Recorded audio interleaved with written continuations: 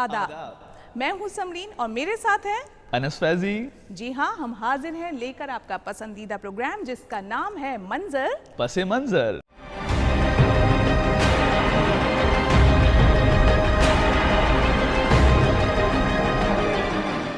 जी हाँ, मंजर पसे मंजर। अपने इस प्रोग्राम के हवाले से हम आपको दिल्ली और उसके अतराफ में होने वाली उन तमाम सरगर्मियों से रूबरू करवाते हैं जिन सरगर्मियों की बाबत आप जानना चाहते हैं या जिन लम्हात को आप दोबारा से जीना चाहते हैं। हमारी यानी डीडी उर्दू की यही कोशिश रहती है कि वो अपने नाजरीन के जहन की तस्कीन का सामान मुहैया करवाए। और आज की इस कड़ी में हम बात करेंगे पराक्रम पर्व की, यानी जश्न शुजाअत की। जी हाँ अनस, कभी कभी ना मेरे रोंगटे खड़े हो जाते हैं जब मैं ये सोचती हूँ कि जो हमारे जवान हैं, हिंदुस्तानी जवान, वो किस तरह से लड़ाई लड़कर अमन के साथ मतलब हमें रहने का मौका देते हैं। हम सुकून से यहाँ रह रहे हैं और वो वहाँ पर कितनी परेशानियों के साथ हमारे लिए लड़ाई लड़ रहे हैं। वाकई समरीन, ये एक बहुत मुश्किल काम है और जब कभी हम बात करते हैं हिंदुस्तानी फ़ौज की तो एक बड़ा सुनहरा माजी रहा है, एक बड़ा खूबसूरत इतिहास रहा है हिंदुस्तानी फ़ौज का। और अगर हम पहली जंग अज़ीम में देखें या फिर दूसरी जंग अज़ीम, या ऐसे बहुत से मौके जब अक़वाम मुत्तहिदा को दुनिया में कहीं भी अमन कायम करने की ज़रूरत पड़ी है तो सबसे पहला नाम जो आता है वो हिंदुस्तानी फ़ौज का आता है। हम कह सकते हैं कि हिंदुस्तानी फ़ौज की जो शहादत के निशान हैं उसे कोई मिटाए भी नहीं मिटा सकता। तो एक बड़ा सुनहरा तारीख़ है हिंदुस्तानी फ़ौज का। और अगर हम हिंदुस्तान में आज़ादी के बाद का जो सिलसिला है 1971 की जंग की बात करें या फिर कारगिल युद्ध की बात करें तो हिंदुस्तानी फ़ौज ने जो है वो दुश्मनों के जिसे कहते हैं छक्के छुड़ा दिए हैं, रोंगटे खड़े कर दिए हैं। तो हम सलाम कर सकते हैं आज के इस प्रोग्राम में हिंदुस्तानी फ़ौज की अजमत को। अनस, मैं ये सोच रही थी कि क्यों ना आज ये पराक्रम पर्व जो है इसे मनाने के लिए हम लोग इंडिया गेट चलें। हाँ, नहीं, बहुत अच्छा ख्याल है समरीन आपका, हमें इंडिया गेट ज़रूर जाना चाहिए। लेकिन मैं चाहता हूँ कि इंडिया गेट जाने से कबल हम जो हमारे नाजरीन हैं उन्हें हिंदुस्तानी फ़ौज का हम जिक्र कर रहे थे तो उनकी अजमत के जो निशान हैं, कुछ झलकियाँ जो हैं किस तरह से हिंदुस्तानी फ़ौज ने जो है दुश्मन के, आप कह रही थी ना, छक्के छोड़ाए हैं, वो एक मंजर जो है पूरा वो हम हमारे नाजरीन को दिखाएं। जी, तो नाज़रीन आप ये झलकियाँ देखें और इसका लुत्फ उठाएं और हम चले इंडिया गेट। India gate. यकीन मुहकम अमल पैहम मोहब्बत फाते है आलम। अल्लामा इकबाल के शेर का ये मिसरा हिंदुस्तानी फौज की पहचान बन चुका है। हिंदुस्तानी फौज को जहां जंग में दुश्मनों के छक्के छुड़ाने आते हैं, वहीं लोगों के दिलों को जीतना भी बखूबी आता है। हिंदुस्तान की आज़ादी से आज तक कई महाज पर फौज ने न सिर्फ खुद को साबित किया है बल्कि पूरी दुनिया में बहादुरी से अपनी शिनाख्त भी कायम की है। हिंदुस्तानी फौज का एक सुनहरा और ताबनाक माजी है। आज़ादी से कब्ल वो चाहे पहली जंग अजीम हो या फिर दूसरी जंग अजीम, हिंदुस्तानी फौज ने हमेशा आला अखलाकी अक़दार का नमूना पेश किया है। 1971 की जंग में दुश्मन के करीब 70,000 फौजियों को जान से मारने के बजाय उन्हें गिरफ्तार किया। न सिर्फ गिरफ्तार किया बल्कि उनके साथ हुस्ने सलूक रवां रखा। और आज भी जब कभी अक़वाम मुत्तहिदा को दुनिया में अमन कायम करना होता है या उसे कहीं भी इंतशार का सामना करना होता है तो सबसे पहले सबसे ज्यादा भरोसा वो हिंदुस्तानी फौज पर करते हैं। आज हिंदुस्तानी फौज जंग के मौजूदा तरीक़ेकार से भी बखूबी वाकिफ है। उसके पास अगर जंग के जदीद किस्म के मिसाइल्स और टैंक हैं तो हमारी फौज भी पूरी तरह चाक चौबंद है। हिंदुस्तानी फौज ने अपनी बहादुरी और अज़्म से तारीख में कई शानदार मिसालें कायम की हैं। आज़ादी के बाद उसे सबसे पहले अपने पड़ोसी मुल्क पाकिस्तान से 1965 में जंग लड़नी पड़ी। इस जंग की बुनियादी वजह पाकिस्तान की कश्मीर पर नापाक नजर थी। पाकिस्तान अपनी ताकत की बदौलत कश्मीर पर कब्जा करना चाहता था, लेकिन हिंदुस्तान ने उस जंग में ये साबित कर दिया कि वो किसी भी तरह के नापाक इरादों को कुचलने के लिए पूरी तरह से तैयार है। इस जंग में भारतीय फौज को काफी कामयाबी मिली। तोपखाना के जरिए की गई गोलाबारी से भारत ने 3 अहम पहाड़ी मकामात पर कब्जा कर लिया। इस जंग के बाद हिंदुस्तानी फौजियों को एजाज़ात से भी नवाजा गया। दूसरा महाज था 1971 का। इस जंग में पाकिस्तान को जबरदस्त हार का सामना करना पड़ा। इस हार से पाकिस्तान के 2 टुकड़े हो गए और बांग्लादेश की शक्ल में एक नए मुल्क का कयाम अमल में आया। पूरी दुनिया ने देखा कि कैसे हिंदुस्तानी फौज ने पाकिस्तान के 2 टुकड़े कर दिए और पाकिस्तानी फौज को कैसे पूरी दुनिया के सामने शर्मसार होना पड़ा। हिंदुस्तानी फौज अमन की ख्वाह रही है और उसने कभी नहीं चाहा कि सरहदों पर खून खराबा हो, लेकिन जब कभी दुश्मन की जानिब से हमला हुआ, फौज ने साबित किया है वक्त आने पर वो दुश्मन की ईंट से ईंट बजा सकती है। 26 जुलाई 1999 हिंदुस्तानी फौज को कारगिल में जंग का सामना करना पड़ा। ये जंग करीब 2 महीने चली। ये जंग हिंदुस्तानी फौज की बहादुरी और जाबाजी की एक मिसाल है, जिस पर हर हिंदुस्तानी को फख्र है। तकरीबन 18,000 फुट की ऊंचाई पर कारगिल के मकाम पर ये जंग लड़ी गई। आज हिंदुस्तान और उसके हर शहरी को फौज पर फख्र है। हमें खुशी है कि हमारे पास एक ऐसी फौज है जिसका एक बहुत सुनहरा माजी है और जो मुस्तकबिल में किसी भी तरह के महाज पर फतह हासिल करने में पूरी तरह कामयाब है। जब कभी मुल्क पर या दुनिया में इंतशार का सामना होता है, जब कभी अमन कायम करने की बात होती है, तो हिंदुस्तानी फौज पेश होती है। हिंदुस्तानी फौज के निशान मिटाए नहीं मिट सकते। मेरा नाम आंचल तिवारी है। मैं अपने आर्मी के भाइयों को उनका शुक्रिया अदा करना चाहती हूँ। मैं आज पराक्रम पर्व पर स्पेशली आई हूँ सबके साथ, सिर्फ उनके लिए, क्योंकि वो सरहदों पे खड़े होकर हमारे लिए दिन रात हमारी सुरक्षा करते हैं। और यहाँ पर आकर ये सब देखना और ये सब फील करना, ये बहुत ज़्यादा एक्साइटमेंट होता है, बहुत ज़्यादा एक्साइटमेंट, क्योंकि उनकी इतनी ब्रेवरी के किस्से हमने हमेशा से बचपन से ही सुनते आ रहे हैं, बट जो हमने अपनी आंखों के सामने होते हुए देखा, उसे देख के हम बहुत ज़्यादा शुक्रगुजार हैं उनके, और हमेशा ही रहेंगे।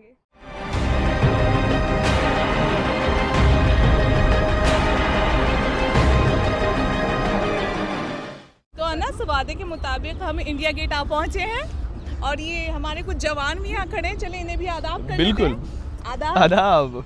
भाई देखिए, बड़ा ख़ास मौका है यहाँ पर इंडिया गेट पर, और हम जो है जश्न शुजाअत जो है वो इस वक्त मना रहे हैं। और यानी कि पराक्रम पर्व। जी बिल्कुल, पराक्रम पर्व जो है वो हम मना रहे हैं। और जब हम बात करते हैं समरीन हमारी हिंदुस्तानी फ़ौज की, तो एक खूबसूरत तारीख़ जो है उसके साथ साथ हमें याद आता है कि हमारी जो फ़ौज है वो बहुत कुशादा दिल भी है, यानी कि बहुत बड़ा दिल रखती है हमारी फ़ौज जो है।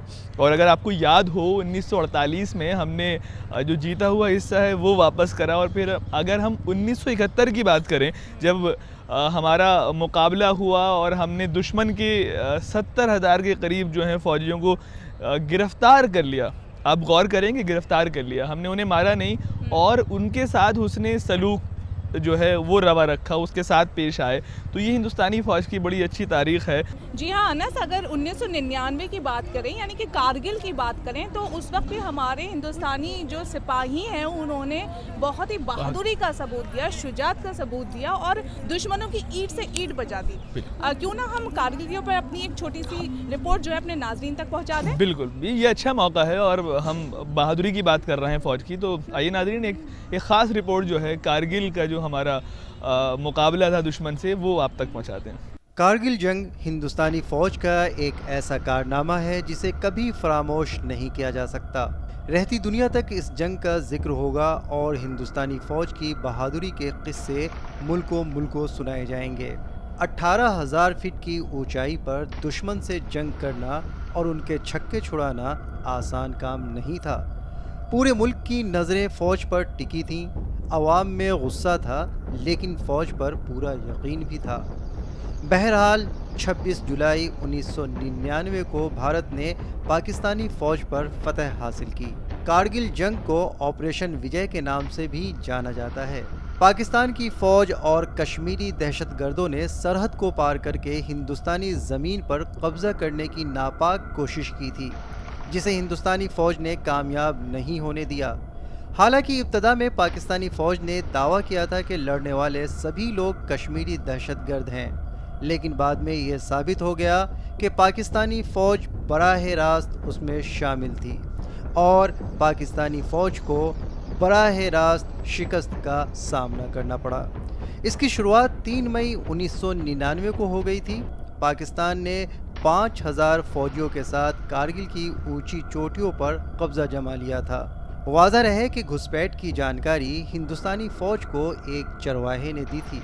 बहादुरी का मुजाहरा करते हुए इस जंग में हिंदुस्तानी फ़ौज ने MiG-27 और MiG-29 का इस्तेमाल किया। इसके अलावा जिन इलाकों में पाकिस्तान ने कब्ज़ा जमा रखा था वहाँ पर भी बम बरसाए गए। MiG-29 से पाकिस्तान के कई ठिकानों पर R-77 मिसाइलों से भी हमला किया और आखिर में हमें फतह नसीब हुई।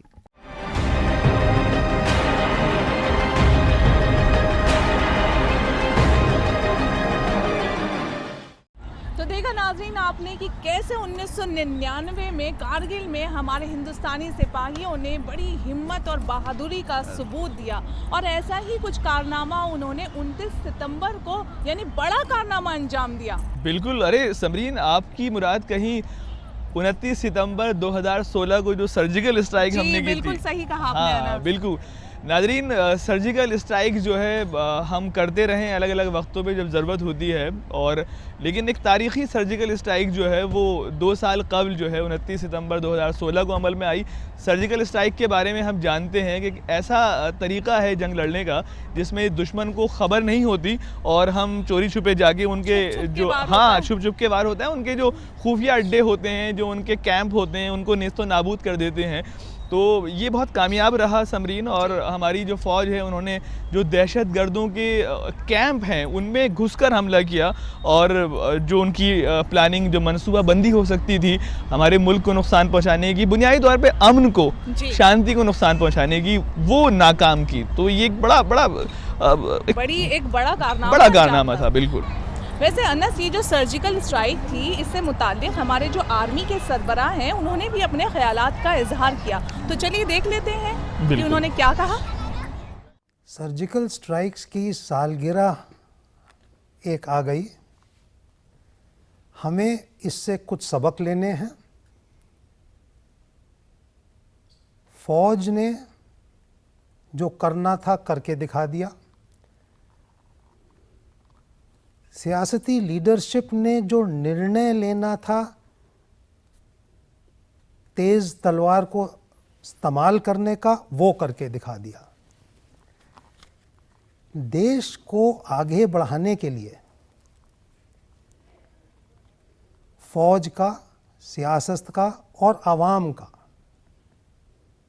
गठबंधन, और इस तरीके से अगर हम देश की अखंडता को मजबूत करें, तालीम अच्छी दें, बेरोज़गारी और गरीबी के ऊपर एक लड़ाई लड़ें, तब एक सामूहिक रूप से हम अपने मुल्क का भविष्य सुंदर बना सकते हैं।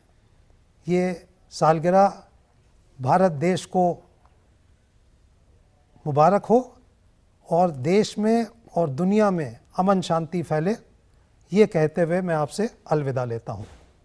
सर्जिकल स्ट्राइक जिस ऑपरेशन को नाम दिया गया वो अपने आप में फ़ौजियों का और इस सभी देश के सभी लोगों का मनोबल बनाने में बहुत बड़ा अहम रोल उसने किया, और जो एक सियासी डिसीज़न लिया गया कि इसको एक पर्व की तरह मनाएंगे, ये भी अपने आप में एक बहुत बड़ा डिसीज़न है। जिस प्रकार से हर कॉलेज, यूनिवर्सिटी, इंस्टीट्यूशंस में, गवर्नमेंट ऑफिसेज में इस पर्व को सेलिब्रेट किया जा रहा है, ये ना सिर्फ एक ब्रिज का काम करेगा देश के आम नागरिक और फ़ौज की जो वीरता है, जो उनके ऑपरेशंस हैं, जो उन्हें कठिनाइयाँ होती हैं इस प्रकार के ऑपरेशन करने में, उसकी आपस में जानकारी होगी। उसके अलावा जो फ़ौज है उसका मनोबल ऊपर करने के साथ साथ जो भी हमारे पड़ोसी देश में अगर किसी की नापाक हरकतें करने की अगर कोई इरादे भी हैं तो उनको बिल्कुल डैम्पन करेगा, उनको नेस्तनाबूद करेगा। इस प्रकार के ऑपरेशन पहले भी होते रहे हैं। सर्जिकल स्ट्राइक जो है वो फौजी भाषा में एक सिंपल रेड का ऑपरेशन है, जिसमें हमारे जो सैनिक हैं वो दूसरे देश में घुसकर वहाँ उनके जो बंकर्स वगैरह हैं उनको बर्बाद करके सुरक्षित वापस अपने इलाके में आते हैं। उसी का इनाम सर्जिकल स्ट्राइक दिया गया और इसको सरकार ने ना सिर्फ माना बल्कि पूरे विश्व में इसकी पब्लिसिटी हुई, इसकी ब्रीफिंग हुई। ये अपने आप में एक बहुत बड़ा सियासी कदम था जिसके डिविडेंड बाद में देखने को सबको मिले। उसके बाद ये हरकतें कम हुई और आशा है कि एक ज़रूरत पड़ने पर, जैसा मेरे साथी पैनलिस्ट ब्रिगेडियर साहब ने बताया, हमें अपनी तलवार तेज़ रखनी है। जैसे ही हमें सियासी हुक्म मिलेगा उसका इस्तेमाल किया जाएगा। इस पर्व पर आप सबको शुभकामनाएं। शुक्रिया।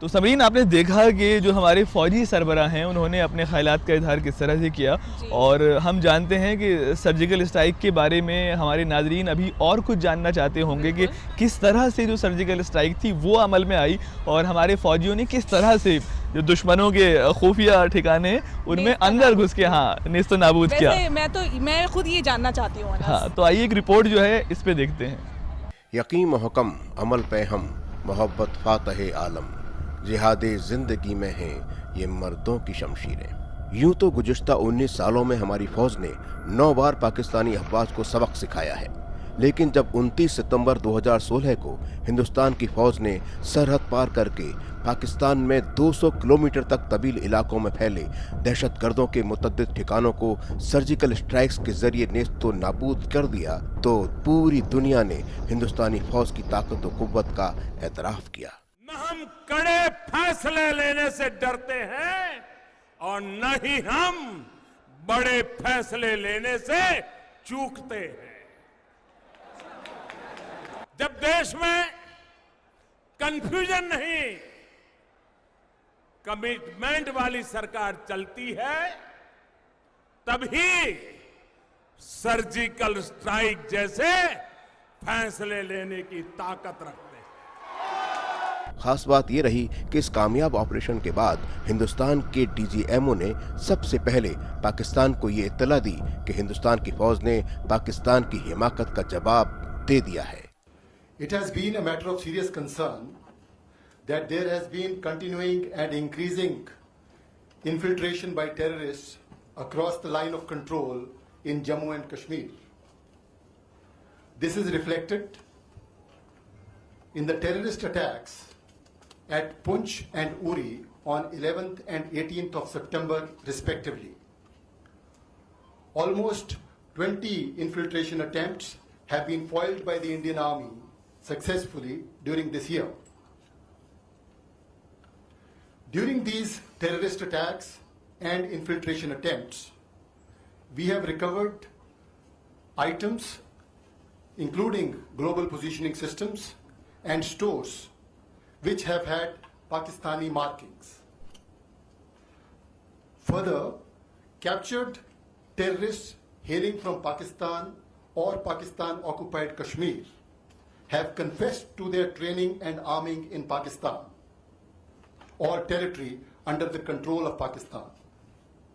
The matter has been taken up at the highest diplomatic levels and the military levels at regular times.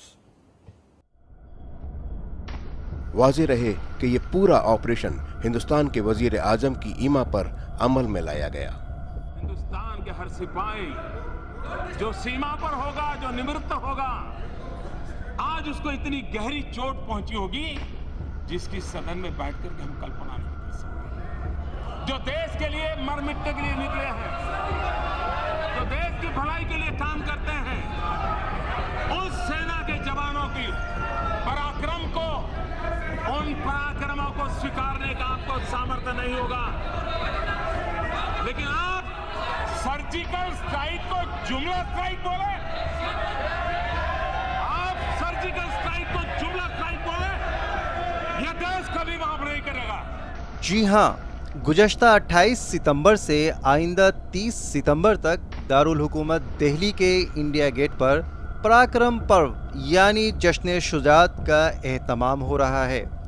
इस जश्न का इफ्तिताह हिंदुस्तानी काबीना वजीर बराए दिफा मोहतरमा निर्मला सीतारमन ने किया। आज इंडिया गेट के सामने पूरे देश के जनता आ गए हैं इधर, ऐसे लग रहा है मुझे। मैं सीधा जोधपुर से आ रही हूं, where respected honorable Prime Minister himself paid respects at the Martyrs Memorial to mark today as the beginning of the Parakram Parv. इस मौके पर इंडिया गेट के अतराफ में लोगों का एक हुजूम बरपा था। हर हिंदुस्तानी अपने फौजी दस्ते से रूबरू हो रहा था और उनसे हथियारों और उनके जंगी तजर्बे के बाबत मालूमात भी हासिल कर रहा था। इस जश्न की खास बात ये रही कि इसमें हमारे तीनों जंगी दस्ते यानी आर्मी, नेवी और एयरफोर्स के मुतालिक खासी जानकारी आवाम के लिए दस्तयाब थी। इस सहरोज़ा चलने वाले जश्न शुजात में जहां फ़ौज की कारकर्दगी और उसके हिम्मत व हौसला की पजीराई की जा रही है, वहीं आवाम के लिए भी ये मौका बाइसे मुसर्रत है कि उन्हें कुछ हथियार और उनके साथ साथ फ़ौजी दस्ते से रूबरू होने का मौका मिल रहा है।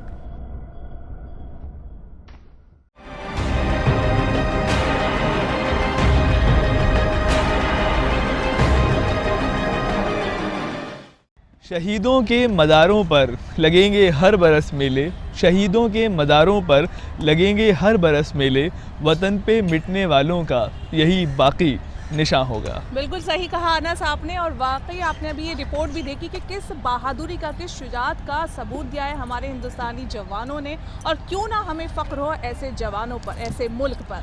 बिल्कुल, हम हिंदुस्तानी हैं और हम फ़ख्र से कहते हैं कि सारे जहां से अच्छा हिंदुस्तान हमारा, हम बुलबुलें हैं इसकी, ये गुलसिता हमारा। तो ये फ़ख्र की बात है। हमारी फ़ौज खासकर जिस तरह से हमने उसकी पूरी तारीख़ पे नज़र डाली और कहा कि चाहे वो माजी का मामला हो, हाल का मामला हो, हमारी फ़ौज हमारे साथ है और हमें अपनी जो फ़ौज है हिंदुस्तानी उस पर फ़ख्र है। और हम अगर अपने फ़ौजी भाई जो हैं उनसे बात करें तो हम आपसे कहना चाहेंगे, आपकी वजह से हम ख़ुद को महफूज महसूस करते हैं, है ना सबीन? बिल्कुल बिल्कुल, बहुत ज़्यादा मतलब महफूज है, क्योंकि वो हमारे लिए वहाँ पर लड़ रहे हैं, मुश्किलें उठा रहे हैं और हम यहाँ सुकून से हैं, अमन से हैं। बिल्कुल। तो अनस, वैसे तो वक्त जो है वो और दिल चाह रहा है कि अपने नाज़रीन के साथ बिताया जाए, लेकिन इजाज़त भी नहीं दे रहा कि और ज़्यादा हम उनके साथ वक्त बिताएं, इसलिए हम अब अलविदा कहना चाहेंगे। बिल्कुल अलविदा कहना चाहेंगे और यही कहेंगे कि अपने वतन के लिए, अपने मुल्क के लिए बेहतर से बेहतर जो आप कर सकते हैं वो करिए, क्योंकि आपका नाम रोशन होगा तो मुल्क का नाम रोशन होगा। और चलिए नाजरीन, जाने से पहले जल्दी से आप हमारा ईमेल आईडी नोट करें जो है ddurdufeedback@gmail.com। हमारा प्रोग्राम आपको कैसा लगता है ये आप हमें लिखना ना भूलें, अपनी राय देना ना भूलें। बिल्कुल। तो चलिए ना, सबने नाज़रीन से लेते हैं इजाज़त इस वादे के साथ कि अगली बार फिर कुछ और मंजर और उसके पस मंजर के साथ हम आपके सामने हाजिर हो जाएंगे। तब तक के लिए मुझे और अनस को दीजिए इजाज़त। खुदा हाफिज।